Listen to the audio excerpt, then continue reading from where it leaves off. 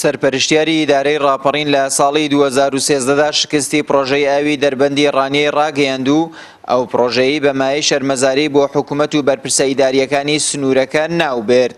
ئەگەرچی ئەو پرۆژەیە لە ماوەی ڕابردوودا بڕی 2700 دەفتەر دۆلاری تێدا خەرج کراوە، بەڵام نەتوانراوە پرۆژەکە هیچ دەرەنجامێکی هەبێت. لە بەدواداچوونێکی پەیامیشدا دەرکەوتووە جارێکی تر ئەو پرۆژەیە دەست بە کارەکانی دەکرێتەوە و بۆ تەواوکردنی کارەکانیشی پێویستی بە بڕی زیاتر لە 600 دەفتەر دۆلار هەیە.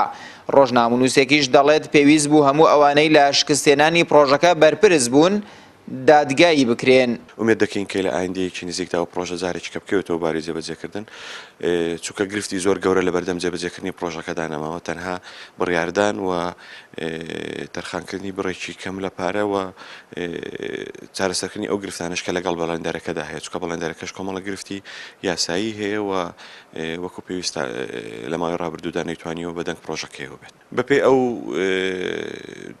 دەرخستەیە کە کۆمپانیای جێبەجێکاری پرۆژەکە داوای کردووە پێویستی بە 8 میلیاری ترە، بەڵام بەپێی ئێستا بە دواداچوون دەکرێت و بۆ دواداچوونەی کە لە چەند ڕۆژێ ڕابردوو کراوە بۆ ئەوەیە بە کەمترین گوژمە بتواندرێت پرۆژەکە سوودی لێ ببیندرێت. لە کاتێکدا کە حکوومەتی هەرێمی کوردستان بەرپرسی ئیدارەی ڕاپەڕین شکستیان پرۆژەی ڕاگەاندووە، ئێمە چاوەڕێ بووین کە بەرپرسانی یاخود ئەو کەسانی کە سەرپەرشتیاری ئەو کاریان کردووە دوای بەهدەدانی پارێکی گزات زۆر دادگایی بکرێن و لێپرسینەوەی لەگەڵدا بکرێت و بهێنرێن بەردەم دادگا بزانین ئەو پارە چی لێکراوە، چۆن سەرف کراوە کە پرۆژەکە بۆ شێوەزەش شکست پێهێنراوە. دوای ئەو هەموو بەهدەدانە جارێکی دیکە پارەی بۆ تەرخان دەکرێتەوە جێگای نیگەرانی ئێمەیە. پرۆژەی ئاوی دەربەندی ڕانیە لە ساڵی 2005ەوە لەلایەن کۆمپانیای ئاساوە دەست بە کارەکانی کرابوو. ماوەی پرۆژەکە تەنها 300 ڕۆژ بوو، بەڵام پرۆژەکە شکستی هێنا. تەواو نەکردنی ئەو پرۆژەیە لە کاتێکدایە چەندین شوێن تا ئێستاش لە سەنتەری قەزای ڕانیە لە ڕێگەی تەنکەرەوە ئاویان بۆ دابین دەکرێت.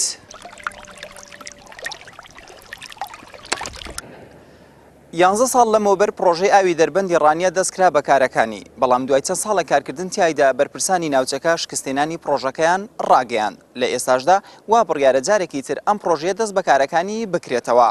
بەپێی ئەو زانیاریانیشی لەبەردەستی پەیامدایە زیاتر لە 600 دەفتەر دۆلاری تری پێویستە بۆ ئەوەی ئەم پرۆژەیە تەواو بکرێت کە هێشتا چارەنووسی پرۆژەکەش ڕوون نییە. ئاراز ڕەسوڵ، کەناڵی ئاسمانی پەیام، دەربەندی ڕانیە.